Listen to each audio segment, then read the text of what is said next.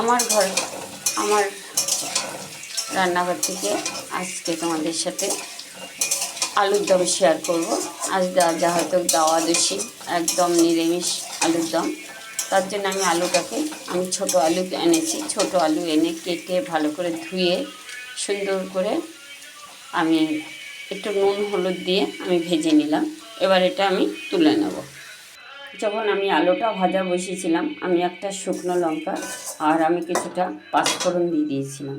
দিয়ে আমি আলুটা ভেজেছি। তাতে এখন আমি 1.5 চামচি মতন আদা দিয়ে দিলাম।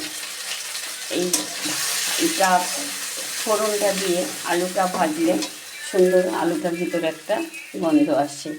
এবার আমি একটা বড় সাইজের টমেটো দিয়ে দিলাম। দিয়ে এবার আমি আদাটার সাথে কষিয়ে আমি 1/2 চামচি হলুদ, 1 চামচির একটু বেশি জিরে গুঁড়ো, 1 চামচির একটু বেশি লঙ্কা গুঁড়ো। এবার এটা আমি জল দিয়ে গুলে নেব। টমেটোটা খুব সুন্দর গলে গেছে। এবার আমি মশলাটা যেটা করে রাখলাম এটা দিয়ে দিলাম। এবার ভালো করে আমি কষিয়ে নেব। মশলাটা দিয়ে জল দিয়ে দিলাম একটু। আমার মশলাটা দিয়ে তেল ছেড়ে দিয়েছে।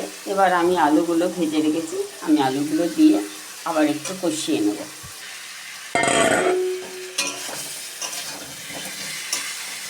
আমি মিনিট 2 কষিয়ে নিলাম। একদম খুব সুন্দরভাবে কষিয়ে নিয়েছি। এবার আমি গরম জল বসিয়ে দিয়েছি, জল দিয়ে দেবো। জল দিয়ে দিয়েছি। আমি এরকম ঝোলে নামাবো। এই আলুর দমটা রুটি দিয়ে, পরোটা দিয়ে, নান দিয়ে, ভাত দিয়ে, সব কিছু দিয়ে খাওয়া যায়। আমার আলুর দম হয়ে গেছে, নিরামিষ আলুর দম। এবার আমি 2টো কাঁচা লঙ্কা দিয়ে দিলাম আর কিছুটা ধনেপাতা দিয়ে দিলাম। আমি এটাতে গরম মশলা দেবো না, কেননা ধনেপাতার গন্ধটা আমার খুব ভালো লাগে। ধনেপাতাটা আমি বেশি করে দিয়ে দিলাম। এবার গ্যাসটাকে অফ করে দিয়ে আমি একটু ঢাকা দিয়ে রেখে দেবো। আমি নামিয়ে নিয়েছি আলুর দমটা। তোমাদের কেমন লাগলো অবশ্যই কমেন্ট করো। আমার চ্যানেলটাকে সাবস্ক্রাইব করো, লাইক করো, শেয়ার করো।